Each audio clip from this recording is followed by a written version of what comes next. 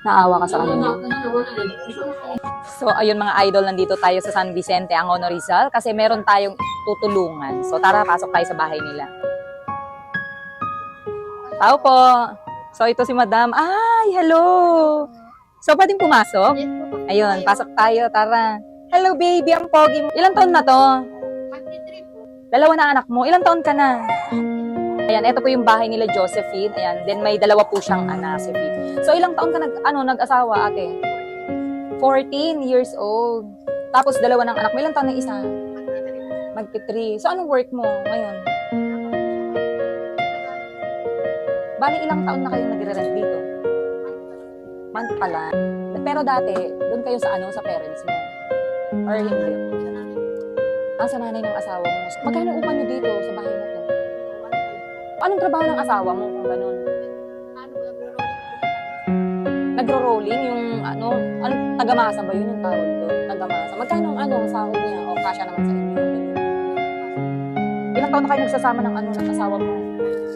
5 years. Paano mo nalaman yung page ko? Paano? Napapanood mo. So, ibig sabihin nakafollow ka rin sa akin. Ang trabaho ng husband niya, ayun nga lang po, medyo hindi sakto sa kanila talaga. Kasi nga, syempre, 2 na ang anak nila, isa lang ang nagtatrabaho, nagre-renta sila. Medyo mahirap nga naman talaga yung ganung Bakit mo naisipang mag-asawa agad? Pero nag-aaral ka, hindi naman. Nung time na yun? Nag-aaral. Nag-aaral. Naging ka-classmate mo yung o hindi? Katapat po ng room namin. So, paano yun? Hindi nyo na tinapos yung pag-aaral yung pareho?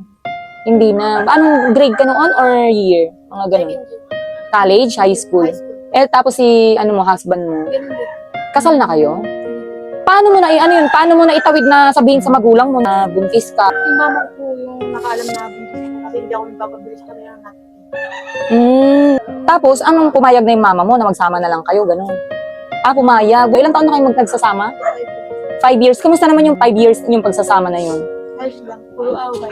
Puro away. Buti hindi kayo naghihiwalay kung puro away. Buti naman hindi kayo naghihiwalay. Wala ka na bang balak mag-aral kung sakasakali man? Paglaki ko naman. May balak ka pa rin. Humihingi ba kayo ng support sa magulang? Mama mo, sa parents mo, sa parents niya? Hindi po. Kahit pa paano nagkakasya naman kayo sa Buti may idea siya sa pagmamasa, ganun. Tinuruan lang po. Magkano yung sahod niyan? Minimum ba? Hindi po. Pag po nagmamasa siya, 120 po binibigay sa kanya. Tapos magtitinda pa po siya ng pansin. Ano po yun? Porsentuhan. Alas 4 po ng umaga. Hanggang alas 8 ng umaga. Magkano ang sinasahod niya sa 120? Tapos nakakapag-uwi siya mga magkano a day? Ano po? Mga kasa 300. Tapos yun na lang ang pinagkakasya mo. Andun na lahat maghapon. Kulang bang 300 sa maghapon? Ba't ka naiiyak? Naawa ka sa kanila.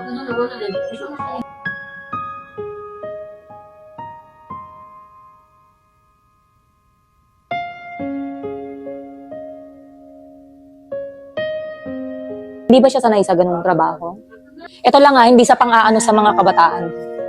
Ang akin lang, gusto ko lang malaman kung dumating ba sila sa point na nagsisisi sila. Kasi syempre, kung tinapos nila yung pag-aaral nila, hindi sana sila napunta sa ganitong sitwasyon, di ba? Gusto ko lang malaman kung nagsisi ba kayo nung panahon na yung nangyari na ganito, dumating na kayo sa point na ganito, nagsisi ka ba na nag-asawa ka agad?